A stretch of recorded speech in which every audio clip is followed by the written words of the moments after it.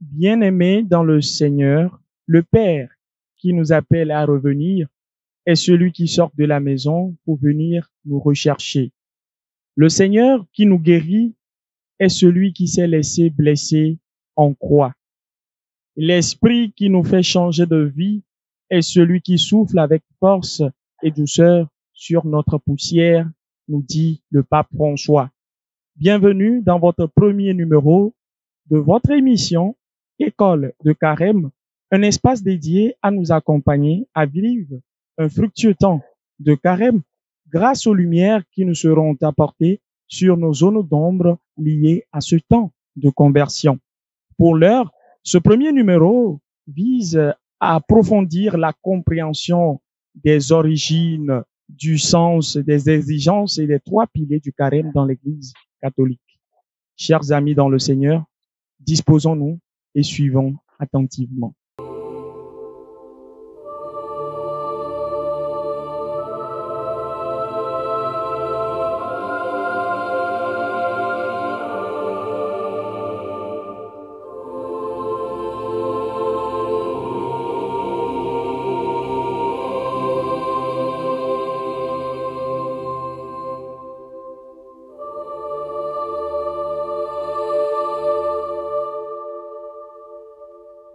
Pour cet exercice spirituel, je ne serai pas seul.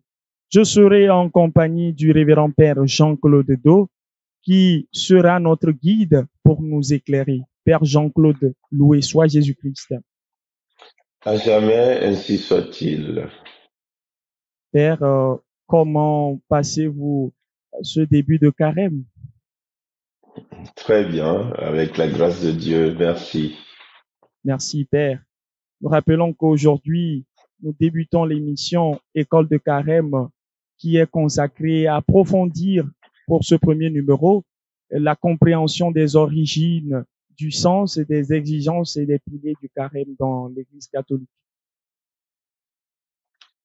Oui, parfaitement. Et je suis heureux de participer à cette émission avec vous et avec l'assistance de l'Esprit, proposer quelques pistes pour notre carême. Bien, Père. Alors, Père Jean-Claude, pour commencer cet exercice de réflexion, pouvez-vous nous expliquer brièvement l'origine du carême dans la tradition chrétienne? La tradition chrétienne, lorsque nous prenons par exemple ce que j'appelle la préface du premier dimanche de carême, nous explique quelque chose de très important. On peut dire que je prends cette préface comme une introduction car tous les éléments importants y sont. On nous dit en effet, en jeûnant 40 jours au désert, Jésus consacrait le temps du carême. Donc, dans cette première phrase, on voit clairement que l'origine du carême chrétien, c'est le jeûne de Jésus au désert, 40 jours et 40 nuits, ce que nous retrouvons d'ailleurs dans l'évangile que nous lisons à cette occasion, l'évangile des tentations. Nous le trouvons dans Luc chapitre 4, versets 1 à 13, ou dans Matthieu chapitre 4, toujours, versets 1 à 11. Donc, l'origine du jeûne ou du carême chrétien se retrouve dans le jeûne de Jésus. Et on continue par nous expliquer, lorsque Jésus déjouait les pièges du tentateur des origines, il nous apprenait à résister au péché pour célébrer d'un cœur pur le mystère pascal et parvenir enfin à la Pâque éternelle. Donc, quand on dit que cette origine du carême chrétien remonte à Jésus, il faut aussi dire que le jeûne de Jésus n'est pas unique. Cela rejoint toute une tradition qui existait déjà chez lui, dans sa culture, dans sa religion, que lui il a pratiqué, en l'occurrence le judaïsme. On peut faire référence aux 40 années passées dans le désert par le peuple qui est parti d'Égypte pour rejoindre sa terre, la terre promise. On peut aussi voir les épisodes des prophètes qui se sont consacrés au Seigneur, qui ont vécu dans le désert. On peut aussi faire référence, par exemple, à Moïse, référence à Isaïe, et faire référence à ce qu'on appelait aussi les pharisiens, et plus encore le courant des Esséniens qui pratiquaient dans le désert un jeûne strict. Donc tout cela nous ramène aux 40 jours et 40 nuits que Jésus passe au désert, le désert qui symbolise aussi le lieu de rencontre avec Dieu, puisque le désert, c'est le lieu où il y a le silence, mais où aussi seule la confiance en Dieu nous fait survivre, puisqu'il n'y a rien au désert. Voilà pour proposer déjà un aperçu de comment le carême chrétien prend son origine dans le jeûne de Jésus au désert. Bien, Père Jean-Claude, on voit que le désert joue un rôle très crucial dans la vie de Jésus, mais surtout un appel à notre vie en tant que chrétien. C'est bien vrai que cela s'est passé il y a plusieurs siècles et aujourd'hui nous sommes en 2025. J'ai bien envie de savoir comment le carême a-t-il évolué dans l'Église catholique à travers les siècles.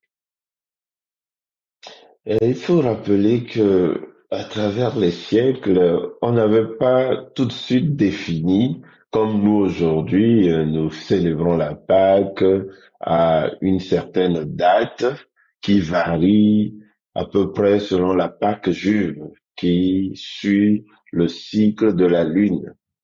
C'est ce qui fait que ce n'est jamais un jour fixe. Cela varie en fonction justement du cycle de la lune.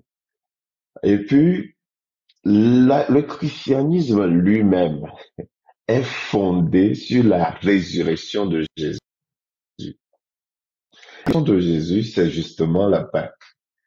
Alors, c'est progressivement que l'Église a construit, je dirais, ce que nous appelons le temps liturgique ou le calendrier liturgique ou encore, si vous voulez, l'année liturgique. Donc, le centre de l'année liturgique, c'est la Pâque, c'est la résurrection. Alors, pour préparer la résurrection, d'ailleurs, je l'ai dit tout à l'heure en lisant un peu mon introduction, on dit célébrer d'un cœur pur le mystère pascal et parvenir en faire la Pâque éternelle. Donc, la Pâque de Jésus préfigure la Pâque éternelle. On repart de cette Pâque de Jésus pour dire, pour préparer cette résurrection, il nous faut avoir des cœurs purs. Donc, résister au péché, célébrer d'un cœur pur.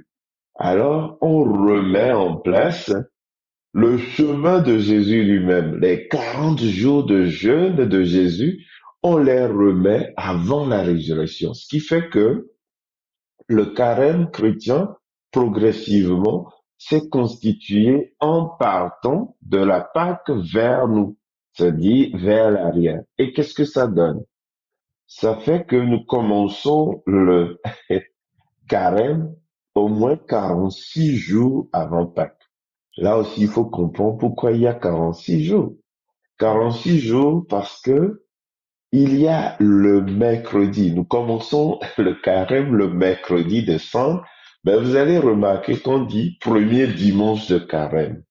Alors, pourquoi est-ce qu'il y a mercredi, jeudi, vendredi et samedi avant? Tout simplement parce que on ne jeûne pas les dimanches. Le dimanche, c'est le jour de la résurrection. C'est le jour du Seigneur. On ne jeûne pas dimanche.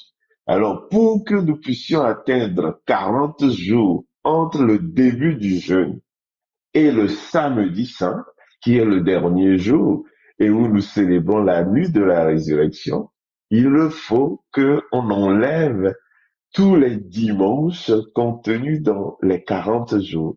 Alors, quand on les additionne, on commence le jeûne, justement, mercredi avant le dimanche. le premier dimanche du carême, comme on l'a fait ce temps-ci, et ainsi, on a justement les 40 jours de jeûne qui sont à l'image des 40 jours, 40 nuits que Jésus a passé dans le désert pour préparer sa mission. Bien, mon père, des origines, maintenant, nous entrons maintenant dans le sens profond du carême. Et qu'est-ce que le carême peut signifier spirituellement pour le chrétien catholique? Pour répondre à cette question, j'aimerais partir de Jésus lui-même, puisque l'Église nous propose au moins deux grands tests qui ouvrent le carême. Donc, je partirai, vous savez, le mercredi des cendres, nous avions lu le test de Matthieu, Matthieu chapitre 6, verset 1, disons, intercalé, ben, jusqu'au verset 18. Et là, on retient trois grands axes: l'aumône, la prière et le jeûne. Donc, Jésus, dans le test de Matthieu, nous propose comme axe pour le carême, du moins c'est comme ça que nous l'avons un peu mis en place: l'aumône, la charité, la générosité, la prière et le jeûne. Et quand nous reprenons le test du premier dimanche, là encore, il y a trois orientations claires qui nous aident à voir comment Jésus lui-même a passé ces 40 jours. Il s'agit justement de résister aux tentations. Et on nous montre la tentation du pain. Si tu es fils de Dieu, transforme cette pierre en pain. Ensuite, selon selon Matthieu ou Luc, les places changent un peu. Mais ensuite, on peut voir la tentation du pouvoir. Si tu te prosternes devant moi, je te donnerai tout le royaume de la terre, leur gloire et le pouvoir qui va avec. Et enfin, la troisième tentation, c'est: si tu es fils de Dieu, saute du temple, car les anges vont te porter sur leurs mains. Alors, si nous nous résumons, la période de carême est un chemin de conversion. C'est surtout un chemin de combat spirituel. Et d'ailleurs, quand nous faisons la prière d'introduction, nous parlons, ou l'antienne, il y a une belle antienne dans la prière des heures qui nous dit: les yeux fixés sur Jésus-Christ, entrons dans le combat de Dieu. Donc, le carême, la période du carême est une période d'entraînement au combat spirituel. C'est une période où Jésus nous apprend, nous aussi, à déjouer les pièges du tentateur des origines, ce qu'on appelle le serpent antique, Satan ou encore le diable. Donc, cette période est importante pour toute vie chrétienne. Saint Paul nous dira même dans la lecture du mercredi des cendres: voici le temps favorable, voici le jour du Seigneur. Hein, ce qu'on appelle le kairos, c'est le temps du salut, le temps que Dieu nous donne pour nous rapprocher de lui, pour revenir à lui de tout notre cœur. Et d'ailleurs, la première lecture du mercredi des cendres nous le dit: déchirez vos cœurs et non pas vos vêtements. Et quand on nous dit de déchirer nos cœurs, c'est cette image de retourner son cœur et de revenir à Dieu de tout notre être, de tout notre cœur. Voilà un peu quelques orientations que, s'il le faut, nous pourrions approfondir pour mieux vivre notre temps de carême. Justement, mon père, quelles sont donc les principales obligations pendant ce carême pour un chrétien? Pour un chrétien, ce que dit Jésus est clair. Premièrement, il nous faut grandir dans la charité, l'aumône. Et dans la description du texte de Matthieu, Jésus dit, mais quand vous faites la charité, vous pratiquez l'aumône, ne claironnez pas devant vous comme des gens qui aiment s'afficher et dire qu'ils font le bien. Et c'est vrai que pendant le carême, on nous dit, les gens résument un peu le carême à dire je ne mange pas, ou bien je ne mange plus de chocolat, ou ceci ou cela. Mais l'objectif, c'est pas de dire je n'ai pas mangé ci ou ça.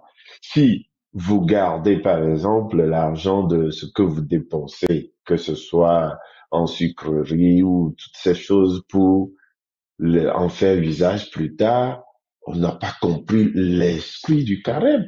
Jésus nous dit justement, mais faites l'aumône, donnez quelque chose de vous-même aux autres. Il s'agit de se priver de quelque chose pour faire le bien, mais sans appeler les caméras pour montrer aux gens que ben voilà, moi je fais du bien aux autres, et moi je donne aux autres, etc. Le deuxième point important, Jésus nous rappelle de grandir dans la prière. Le temps du carême est un temps où nous pouvons approfondir, je dis pouvons, nous devons approfondir notre relation à Dieu à travers la prière qui est un dialogue avec Dieu. Ce temps, à travers la lecture, nous devons abondamment visiter la Bible, visiter les évangiles et ainsi, comme dirait l'autre, manger la parole de Dieu. Il y a un beau chant de Karen qui dit, Seigneur, avec toi, nous irons au désert pousser comme toi par l'Esprit et nous mangerons la parole de Dieu. Voilà. Donc, mangeant la parole de Dieu, nous trouvons les ressources nécessaires pour grandir dans la prière. Mais le piège aussi dans la prière, Jésus nous dit de ne pas faire des prières ostentatoires, comme si nous voulions montrer aux hommes que nous prions beaucoup. Il nous dit de ne pas nous afficher et de nous mettre devant tout le monde pour faire semblant d'être les plus grands priants, mais de nous retirer dans le secret de nos cœurs. En fait, Jésus nous invite à une prière intérieure. Il nous invite à grandir en intériorité, en relation profonde avec Dieu son Père, puisqu'il nous dit que mon Père qui est caché dans le secret vous le rendra. Et le troisième point sur lequel Jésus nous attend ou nous invite en cette période de carême, c'est quoi? C'est ce qu'il dit, le jeûne. Le jeûne n'est pas tout simplement une question de privation de nourriture, parce que beaucoup et pensent que quand on dit jeûner, c'est juste une affaire de je n'ai pas mangé ci ou pas ça. C'est beaucoup plus, je pense, plus avancé que ça. L'objectif d'un jeûne chrétien, c'est de pas pour faire la diète, pour perdre du poids, ou non. Ces 40 jours, c'est un temps de pénitence. C'est un temps d'ascèse. Le jeûne chrétien diffère justement de certains jeûnes qui sont pour peut-être, je sais pas, se soigner ou bien dans d'autres horizons religieux. C'est pas la même chose. C'est un exercice spirituel qui s'inscrit, je le rappelle encore, au cœur du combat spirituel. Combattre et corriger nos penchants mauvais, résister aux assauts du démon qui a tenté Jésus lui-même au désert et tendre davantage vers le Seigneur avec l'aide de l'Esprit Saint. Et là, que pouvons-nous dire sur euh, comment jeûner? On peut jeûner de nourriture si je trouve que dans ma vie, peut-être que j'ai une tendance à la gourmandise. On peut jeûner de parole si j'ai une tendance à l'ouvrir trop vite ou faire des commérages, de la calomnie ou de la médisance. On peut jeûner justement de parole. On peut jeûner de télévision si je passe trop mon temps à perdre mon temps sur des séries ou des futilités sans, je dirais, aller à l'essentiel aussi. Je suis investi tout le temps dans les écrans, mais je peux jeûner justement de cela. Jeûner d'alcool, jeûner des cigarettes, jeûner de certains trucs qui ne nous mènent pas vers Dieu. Donc, ce n'est pas juste qu'une affaire de nourriture. Mais quand on nous parle d'ascèse et de mortification, il s'agit de se priver des choses qui nous mènent au péché afin de lever nos âmes vers Dieu, afin que nos esprits soient plus légers et que notre vie soit plus spiritualisée. Donc, le jeûne n'est pas qu'une affaire de dire j'ai mangé, j'ai pas mangé. Non, c'est beaucoup plus que ça. On peut dire que c'est beaucoup plus la question de la maîtrise de nos sens. C'est là où on parle justement d'ascèse et de mortification des sens pour élever notre esprit vers Dieu, pour être plus léger, pour rendre un culte spirituel à Dieu. Bien, Père, en suivant ces principales obligations, on comprend déjà que le chrétien catholique est face à des défis, si on peut le dire ainsi.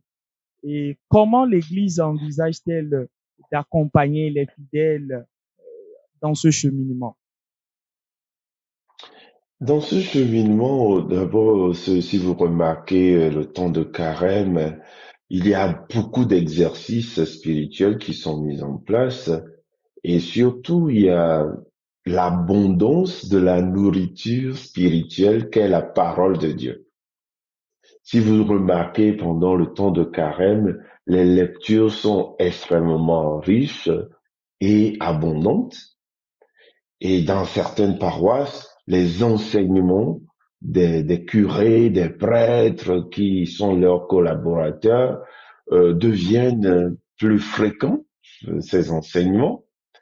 Ensuite, les exercices spirituels aussi, surtout un des principaux exercices spirituels qui revient en carême, c'est le chemin de croix tous les vendredis sur nos paroisses pour justement méditer sur la vie, sur, je dirais, la souffrance, la passion de Jésus, afin que cette passion de Jésus et ces attitudes de Jésus transforment nos propres attitudes, transforment, je dirais, notre mentalité, transforment notre propre comportement afin de mieux ressembler à Jésus.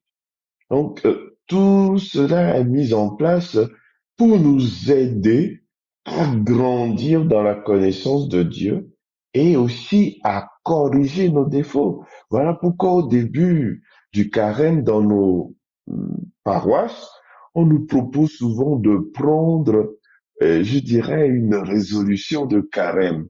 Quand on prend cette résolution, il peut s'agir de dire, mais cette année, je vais m'atteler, par exemple, à corriger telle chose dans ma vie. Si j'ai un problème d'addiction à la cigarette, je peux prendre comme résolution, justement, de corriger cette addiction et de travailler sur moi pour diminuer ma dépendance au tabac, à l'alcool ou autre chose. Donc, je travaille sur ces aspects-là dans ma vie. Et l'Église nous accompagne dans ce cheminement. À part tous les exercices là dont je viens de parler, il y a aussi le redoublement de ce qu'on appelle le sacrement de la réconciliation.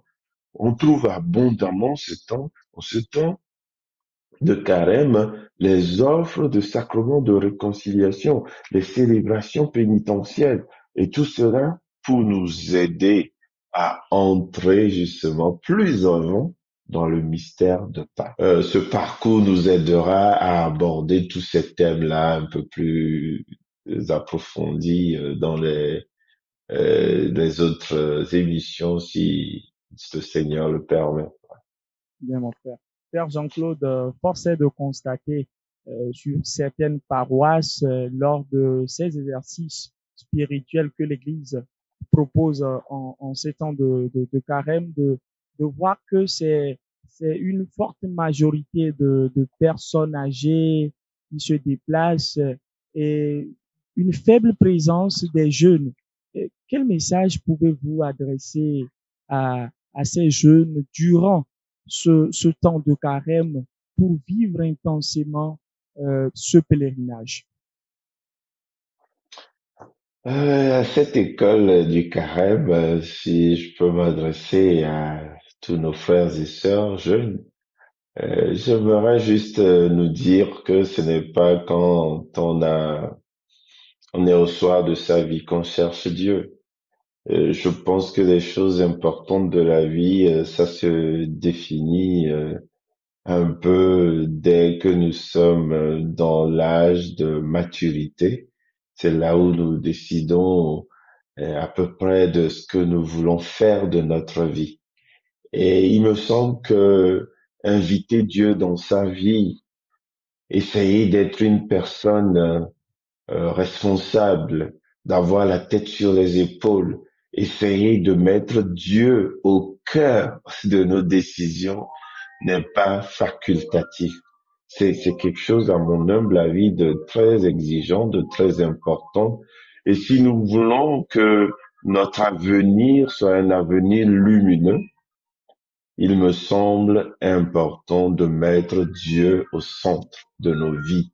Et pour le faire, justement, c'est la chance que chaque année nous avons de nous rapprocher de lui, de mieux le connaître, de le mettre au cœur de nos combats et de comprendre comment le Christ lui-même a vaincu le mal et a vaincu les ténèbres qui l'entouraient. Car les jeunes sont l'avenir du monde. Les jeunes sont l'avenir de l'Église. Et si les jeunes sont saisis par le Christ, alors ils peuvent transformer le monde. Et si ce n'est pas le cas, nous allons reproduire les mêmes erreurs que les anciens, peut-être que nous trouvons, ils ne le font pas bien. Et il faudrait pas, chers jeunes, que cet adage corresponde à nos vies. On nous dit souvent que c'est quand le diable vieillit qu'il se fait moine. Faudrait pas que c'est quand nous serons vieux que nous allons commencer par nous rapprocher de Dieu. Non. Obekunemandia, agbemo, bonele. Mon père, et donc, qui est donc tenu de respecter les exigences du temps de carême ou est-ce qu'il y a des dispenses possibles pour certaines catégories de personnes? Je vais vous raconter l'anecdote de Saint François, de François qui a les forges. Alors, ben, il se réveille et Saint François demande, mais de quoi? Et le moine répond de faim. La faim, quoi. Et Saint François de lui dire, mais non, mais il n'y a pas à faire des excès. Il faut que chacun jeûne selon ses capacités. Donc, quelqu'un qui est malade et qui suit un traitement, on ne lui demande pas de jeûner et de mettre sa vie en danger. Et comme je l'ai expliqué, ce n'est pas qu'une affaire de nourriture, c'est vraiment une affaire de conversion du cœur. Donc, oui, les personnes sous médicaments, les personnes fragiles, les personnes malades ou qui suivent des traitements, ils ne sont pas, euh, disons, obligés de faire ce qui met leur vie en danger. Donc, on peut utiliser un peu le mot dispense dans le sens de ne pas pratiquer le jeûne comme le ferait une personne en bonne santé et qui a toutes ses capacités. Donc, il faut que chaque personne respecte son état et sache vraiment là où Dieu l'attend pour sa conversion, pour avancer sur le chemin spirituel, sur le chemin de la vie. Oui. Père Jean-Claude, l'Église est universelle. Est-ce que le carême est vécu de la même manière à travers le monde? Oui, on peut dire que c'est à peu près, en tout cas dans l'Église catholique, les dates sont les mêmes, les exigences sont les mêmes. Par contre, comme je venais de conclure tout à l'heure, la question précédente, les défis auxquels nous faisons face ne sont pas les mêmes. Donc, il n'y a pas à dire que bon, moi qui vis peut-être à 1000 kilomètres, je n'ai pas les mêmes défis. Je vais donner un exemple banal. Prenons, vous voyez, le carême, on nous dit souvent de ne pas manger de viande le vendredi, par exemple. Et si vous prenez cette phrase et que vous l'appliquez, vous m'excusez, de façon littérale, il y a quelque chose qu'on ne comprend pas. Quelqu'un qui vit, par exemple, au désert ou dans le Sahel, un seul poisson coûte les yeux de la tête. Donc, si il comprend que faire le carême, c'est dire que vendredi, je ne mange pas de viande et que lui, il cherche à acheter du poisson par rapport à quelqu'un qui vit au bord de la mer ou d'un fleuve, il y a quelque chose qu'on n'a pas compris. Quand on disait avant de ne pas manger de viande, c'est pas la viande le problème. C'est parce que les gens étaient pauvres et ils n'avaient pas assez d'argent pour s'acheter de la viande.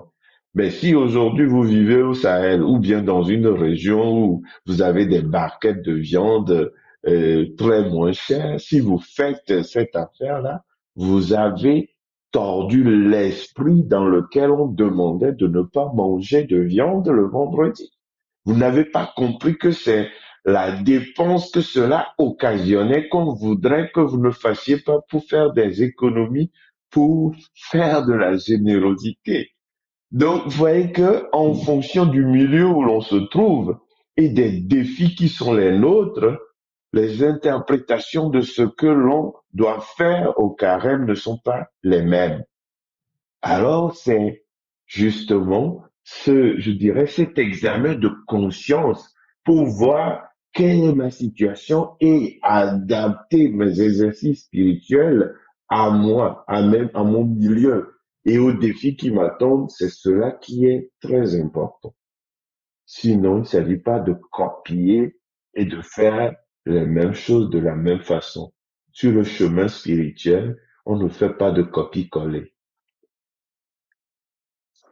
Merci beaucoup à vous, Père Jean-Claude, de nous avoir aidé, guidé sur ce thème des origines, de la compréhension du sens même du carême, des trois piliers, surtout l'aumône, le jeûne et le partage, mon Père.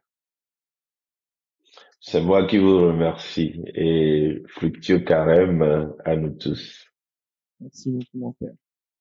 Chers amis dans le Seigneur, nous sommes arrivés au terme de cette émission École de carême. Nous vous informons que nous poursuivons cette émission sur SMA Togo TV tout au long de ce temps de carême. Restez surtout câblés, restez connectés avec nous. Si vous aviez des questions à poser au Père Jean-Claude, n'hésitez pas à le faire dans les commentaires. Surtout, restons concentrés, fructueux temps de carême à tous et à toutes. Au revoir.